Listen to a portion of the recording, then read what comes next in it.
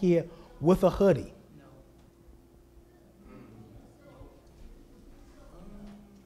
Give my man the mic. It's like kind of sort of, because I mean, I was just in North Carolina, and a lot of those guys, they wear dreads and gold teeth, and you know what I'm saying, and like that. So it's like, I'm not used to that, so it's different to me, and so I kind of had a prejudgment about them, just based on the gold teeth and the dreads. Because of their subculture. Right.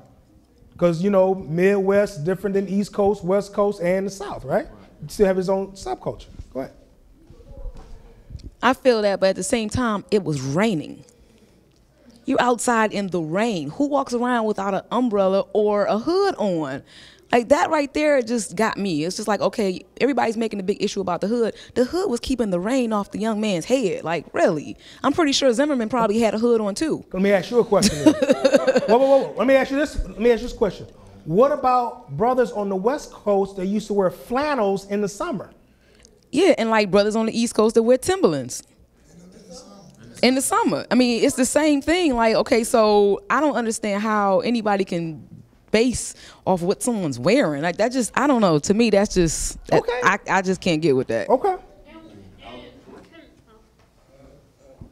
And I just feel like, what about the other 17-year-olds that's like on the honor roll, that's doing sports and stuff like that? You know what I'm saying? So it's like, right, he was that. So like for him to prejudge him and say, oh, he's a gang member because he's walking in the rain with his hood on, I just feel like it's not right. Like, you see the bad part of African Americans, but you don't see the good part of African Americans. All you see is like them playing on the football field or the basketball, court. You know what I'm saying? So he might have been on the honor roll, which he probably was.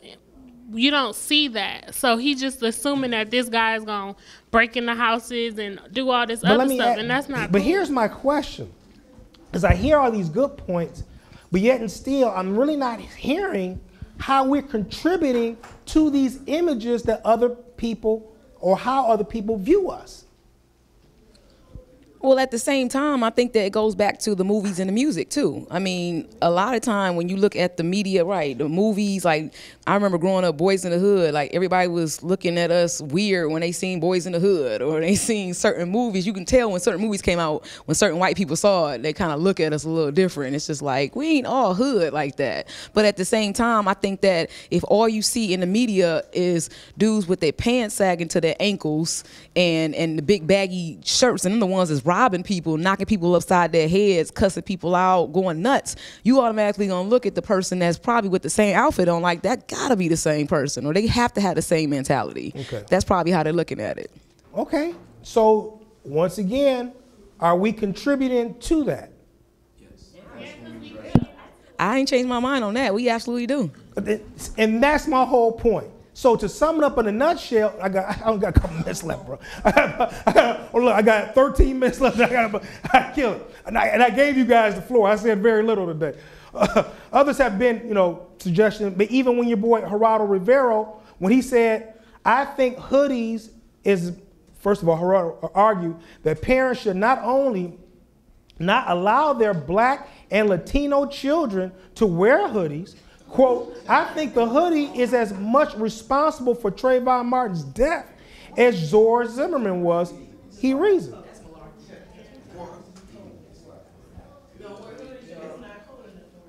So that means track stars can't wear hoods? I mean, that was part of the, if you read the total argument, that's what it was, is that,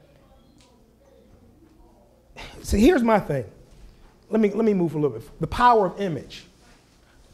Before anybody knows you, they judge you based upon how you look. Now, you can hate us, oh, that ain't fair. Let me ask you this. If you went to Walmart and you saw a guy with a robe on, with a clergy collar, with a cross on both shoulders and a Bible, walking in the store, is it safe to assume he's a preacher? Or Halloween.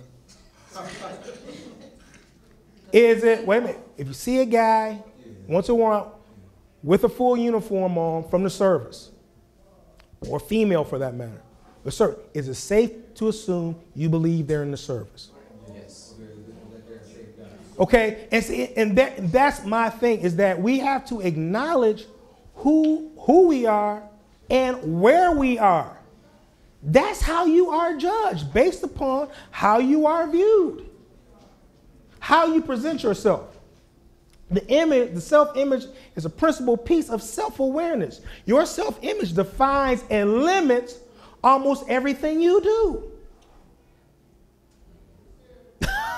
You may not like it, but guess what? Your self-image can determine how far and how short you're going to go in life. Absolutely. You say, oh, that ain't right. I should be able to wear my gold teeth, my do-rag, even though I got dreadlocks on and my snapback on, and people think that I'm going to be an attorney.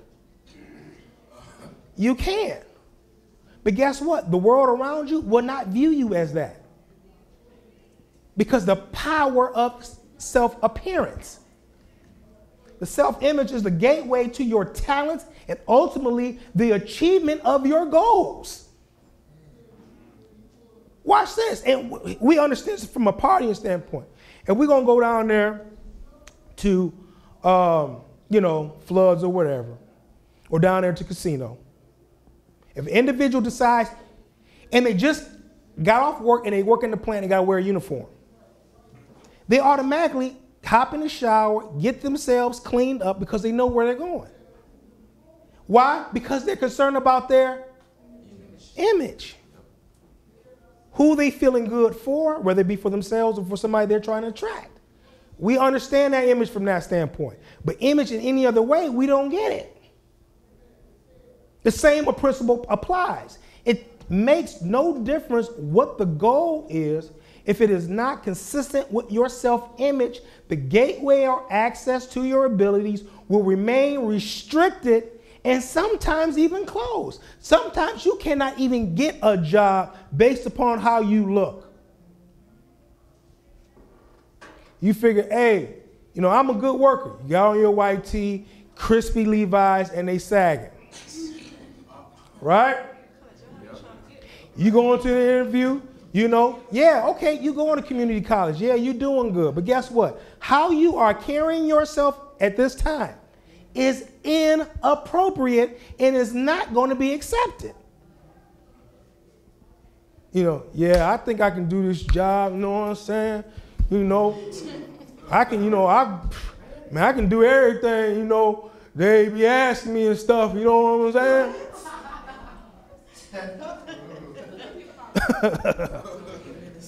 And let me say this, socially, that may be acceptable. When you with Pookie and them, when you with Chinesa and them, you, that's the actual name too. But listen, that may be okay with them. But when you're in the professional world, you don't know how many guys I came across that were 20 and 21 came in the workplace and ready to fist fight another coworker. You know why? They bring street cred and hood principles into the business culture. And they want to project themselves the same way they project themselves in the street, in the business world, and think that the limits are without boundaries for their career success. It doesn't happen that way. And we have to understand that as African American saved Christians, that our image plays a role on how far we're going. I was asked, why didn't I, for the Adidas thing? See, yeah, when you advertise it, why don't you throw on a Adidas jogging suit? No, and I said, well, you have to understand, there's a certain image I'm trying to project for the older generations because I'm gonna need their acceptance. And I'm gonna need their support if I wanna bring their kids and grandkids in to what I'm doing. Because I know with the older generation, the snapbacks and the Fila jogging suits won't work. So there's a certain image I'm trying to project in order to win the older generation over because I need their support to make stuff like this happen. If I didn't and I show a mentality that I'm from the gutter, I'm from the street, and then project myself like that, they can't trust me. That's the power of image. And notice, as Tanya talked about once before, we were talking about Jay-Z, how as he moved up, eventually his image evolved. He didn't keep the South Carolina jersey on with the do-rag. Eventually, he had to go to the Brooks Brothers suit, pull away from Gators, and then go to Italian leather because of the power of image. I was on YouTube and I was watching the conversation between Steve Forbes, billionaire in Forbes magazine, also ran for the presidency, had a conversation with, he interviewed Warren Buffett, first to the second wealthiest man on the globe. There's seven people on the planet that can do away with global debt, and he's one of them. Okay, and Jay-Z had an interview with him. Did Jay-Z have on a hoodie and gold teeth? Because he knew where he was and the image that he was trying to project. So we have to understand that as well. It makes no difference what the goal is, if not the consistent with your self-image, the gateway of access, they remain restricted and sometimes even closed. What is your self-image? Are you living in a small box, or are you pushing the limits of your self-image to find out what your limitations really are? You want to, just to show you so related to the hood, you don't want to forget where you came from, make sure your boys don't forget where you came from. You're going to always represent the hoodie. You're going to always represent the white tee in every event you go to. Huh? Huh? So right. So you go to a black tie affair, red carpet, but you want to be true to the city, so you're going to keep your crispy Levi's on and an undershirt. You call a white tee. I had a joker ask me, I said, listen here, man. I don't walk down the street in an undershirt. All my undershirts are worn up under polo shirts. Because as I said before, I've graduated. Hip hop is all grown up. I've graduated from swag to class. That's my path. So why in the world would I actually condescend and bring my image down and to prove to others how true I am to the hood? If I'm not true to the hood, I wouldn't have this class now. The question is, how true are you to the hood, and what are you bringing back to it? Huh? What you bringing back to the hood? Them turkeys? That's it. What you didn't know, and too bad I gave Tanya, Brianna, and Kevin all my time, but see, here's the things that you may not know about the trial. Trayvon, it was said that Trayvon had been punched my man Zimmerman to the ground, repeatedly slammed his head into the sidewalk in the moments leading up to the shooting. And this is what encouraged him, because after it happened, that was the back of his head. So it was like, how could you say he didn't do anything to him? And when he said Trayvon had came up behind him and asked him, would you following me or something? And then the guy said that he punched, Trayvon swung on him and was literally winning. Wait a minute, watch this. Trayvon punched George in the nose and slammed his head into the sidewalk, he said.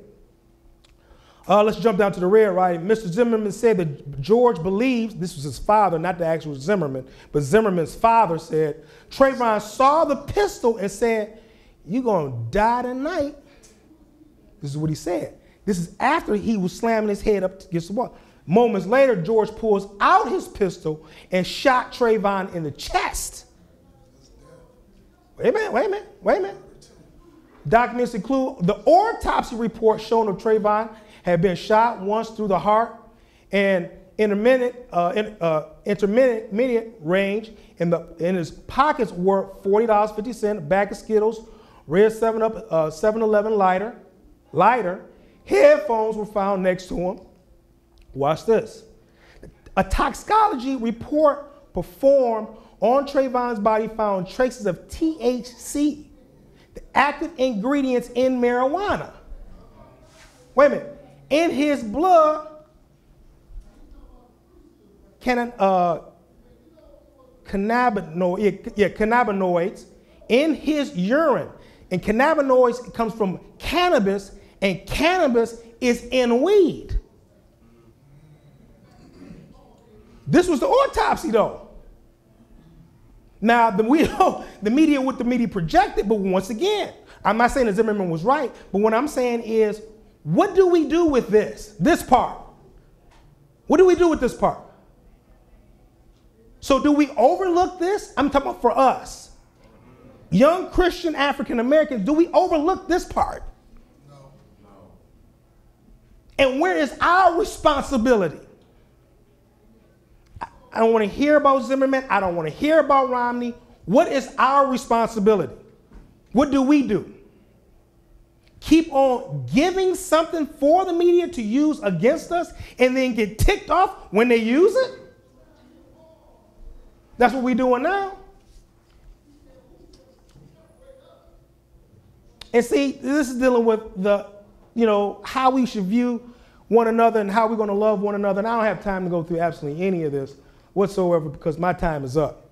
But I will say this, is that we have to grow up and we have to take on our own responsibility for what we do and how we act and change the image that we put that is actually in our control, so we can't give other ethnic groups and ourselves an excuse not to do business with us. And I want to say this, and that's what even, this is what even suppresses us or African Americans as a people from escalating in the business world.